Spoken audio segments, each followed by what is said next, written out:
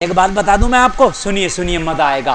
میں نے کیا کہا؟ میں نے بتایا جتنا پیر دمدار ہوگا اتنا ہی اس کی بارگاہ میں جا کے آدمی جلدی سے نیکوکار ہوگا۔ کیا ہوگا؟ برا جائے، پیر وہ واشنگ مشین ہے کہ برا جائے اچھا ہو جائے۔ اگر اچھا ہو رہا ہے تب تو دم ہے، اور اگر اچھائی کی طرف نہیں رغبت ہو رہی ہے تو سمجھ لینا ڈھکوسلے بازی ہے۔ غوث اعظم کی بارگاہ میں ایک چور آیا۔ یہ میں کی اس قابل نہیں جو اس پہ بولوں بھائی۔ ایک چور آیا۔ کون آیا؟ چور۔ چور برا ہوتا ہے کہ اچھا؟ کچھ لوگ تو ابھی بتا ہی نہیں رہے مشورہ کر کے، اچھا ہوتا ہے کہ برا؟ چور یار چوری کرنا برا کام ہے؟ ارے بولا اچھا کام ہے کہ برا؟ برا کام ہے، حرام ہے۔ چور آیا تو برا تھا کہ اچھا تھا؟ چور برا تھا، برا آیا نا۔ غوث اعظم کی بارگاہ میں آیا، پیر کی بارگاہ میں آیا۔ چور کتنا برا برائی کام کرتا آیا، کہا آ تو گیا ہے مگر جا نہیں پائے گا جب تک ساری برائی یہی نہ ختم کرا ہوگا۔ اب نہیں جا پائے گا، آ تو گیا ہے مگر جا نہیں پائے گا۔ ہائے ہائے ہائے، یہی سب ڈال کے جائے گا برائیاں، اور یہاں سے جائے گا تو ولایت کا تاج لے کے جائے گا۔ کیا لے کے جائے گا؟ ولایت کا۔ تو آج کا پیر کہہ سکتا مولانا گلفام میں کوئی غوث اعظم تھوڑی ہوں کہ ولایت دے دوں، تو میں کہوں گا تو غوث اعظم نہیں ہے، ولایت نہیں دلا سکتا۔ تو غوث اعظم کا اگر غلام ہے تو نمازی تو بنا سکتا ہے۔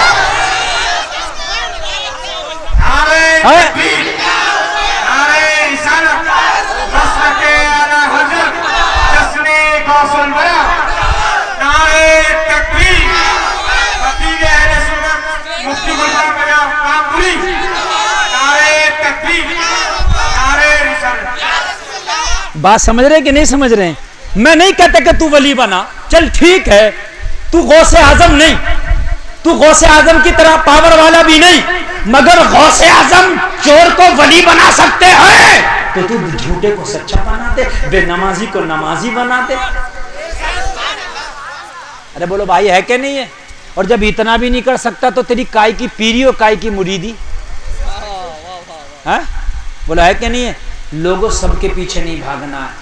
اور ایک بات اور بتا دوں، تمہارے ماں باپ اگر زندہ ہیں، اگر انہیں جب تک تم راضی نہیں کرو گے تو خدا کی قسم بغداد والے کی بارگاہ میں بھی چلے جاؤ، وہاں بھی نہ سن جائے گا۔ سب سے پہلے ماں باپ کو راضی کرو، یہ سب سے بڑے پیر ہیں۔ تیری ماں راضی، تیرا باپ راضی، پھر تو جس کی بارگاہ میں جائے گا، اجمیر والے کی بارگاہ میں جائے گا، تیری ماں کی دعائیں وہاں بھی رنگ لائیں گی۔ بغداد والے کی بارگاہ میں جائے گا، تیری ماں کی دعائیں وہاں بھی رنگ لائیں گی۔ کلیئر جائے گا، ماں کی دعائیں وہاں بھی رنگ لائیں گی۔ لوگوں ماں کو راضی رکھنا ضروری، باپ کو راضی رکھنا ضروری، لوگوں ان کی خدمت کرنا ضروری۔ اگر تو نے ان کی خدمت نہ کر سکا، تیری ماں تو سے ناراض گئی، تو پھر سن لے، تیری نمازیں بھی رب کی بارگاہ میں قبول نہیں ہوگی، تیرا روزہ بھی قبول نہیں ہوگا، تیرا حج بھی قبول نہیں ہوگا، اس لیے کہ ماں اس کے پیروں کے نیچے اللہ نے جنت رکھ دی ہے، باپ اس کو جنت کا دروازہ بنا دیا ہے۔ یا تیرا دروازہ بند ہے، تیری ماں کے پیروں کے نیچے جنت، وہ تجھ سے ناراض ہے، تو مجھے بتا تو جائے گا کہاں؟ او جلسے میں آنے والے مسلمان، آج کے بعد کان کھول کے سن، اگر تیری ماں زندہ ہو اور اگر تیرا کوئی کام نہ چل رہا ہو تو کسی پیر کے پاس جانے کی ضرورت نہیں ہے، کسی ڈھکوسلے باز میاں کے پاس جانے کی ضرورت نہیں ہے، کسی سے ڈوری گنڈک تعویذ لینے کی ضرورت نہیں ہے، بلکہ اپنی ماں سے کہنا او ماں میرا کاروبار نہیں چلتا، تیرے بارے میں تو نبی نے فرمایا کہ ماں اگر دعا کر دے تو ضرور قبول ہوتی ہے، او ماں میرا کاروبار نہیں چل رہا، ماں تو دعا تو کر دے، میں گارنٹی لیتا ہوں کسی میاں کے پاس جائے گا تو تیرے تعویذ کرنے کا کوئی 551 لے گا، کوئی کتنا لے گا، کوئی اتارا بتائے گا، کوئی تجھے کچھ کہے گا، مگر تیری بری ماں ہے، تیرے لیے رو رو کے دعائیں کرے گی، 1 روپیہ نہ لے گی، فری میں کرے گی، فری میں کرے گی۔ ایسا نسخہ یار تجھے بتا کے جا رہا ہوں۔ کسی بھی میاں کے پاس چلا جا کہے گا اتنا خرچہ آئے گا اتنا خرچہ آئے گا، مگر رب کی قسم تیری بوڑھی ماں اگر فاقے سے بھی ہوگی نا تو یہ نہیں کہے گی بیٹا یہ بتا کہ دعا کے بدلے مجھے دے گا کیا، فری میں دعا کرے گی یار، اور وہ دعا کرے گی جو دعا قبول بھی ہوگی۔ تو اسی ماں سے نہ دعا کرا۔ بات سمجھ میں آ رہی ہے کہ نہیں آ رہی ہے؟ میں عرض کر رہا تھا لوگوں تیرے نبی نے غربت کو پسند کیا تاکہ میری امت کا اگر کوئی غریب ہو تو وہ روئے نہیں، اشک نہ بہائے، بلکہ محمد عربی کی زندگی کو دیکھ لے۔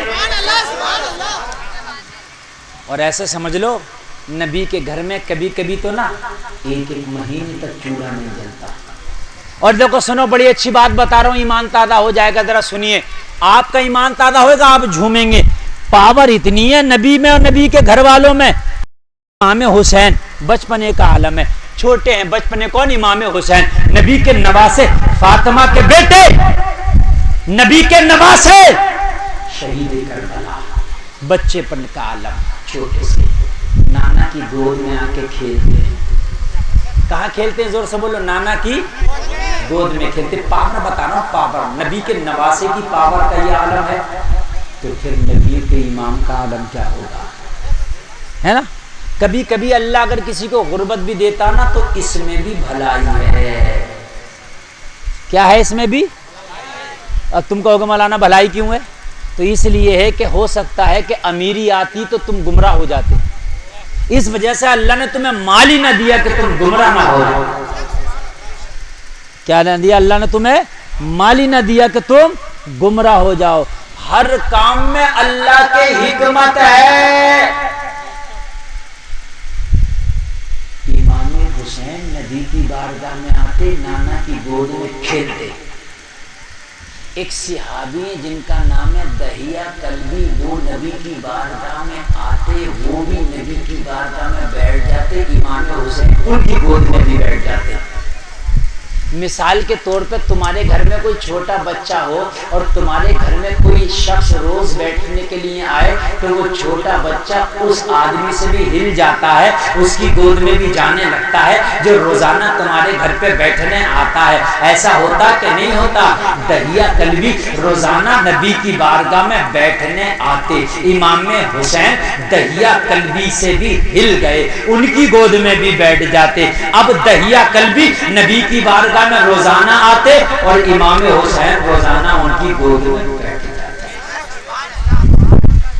اچھا بیٹھتے بھی کیوں؟ بچے اسی سے زیادہ محبت کرتے ہیں جو کوئی کھانا پینا بچے کو چاکلیٹ دے دے ہیں۔ تم تو اپنے پڑوس کے بچے کو روزانہ چاکلیٹ، کرکرا، کچھ بھی لا کے دو، وہ تم سے محبت کرنے لگے گا۔ میں غلط تو نہیں کہہ رہا ہوں؟ اور آج کے بچے کو تو خالی موبائل دے دو چلانے، گیم نکال کے، کارٹون نکال کے، جیسے ہی آ کے بیٹھو گے تمہارے پہلو میں آ کے چپک جائے گا۔ میں غلط تو نہیں کہہ رہا ہوں؟ اور چوپ کیسی دیکھتا رہے گا کیونکہ اس کے مطلب کی چیز مل رہی ہے کہ نہیں ہے؟ اچھا دہیہ کلبی آتے تو امام حسین سے وہ بھی چاہتے کہ یہ مجھ سے محبت کریں، نبی کا نواسا۔ نبی فرماتے ہیں جو حسین سے محبت کرے گا وہ مجھ سے محبت کرے گا۔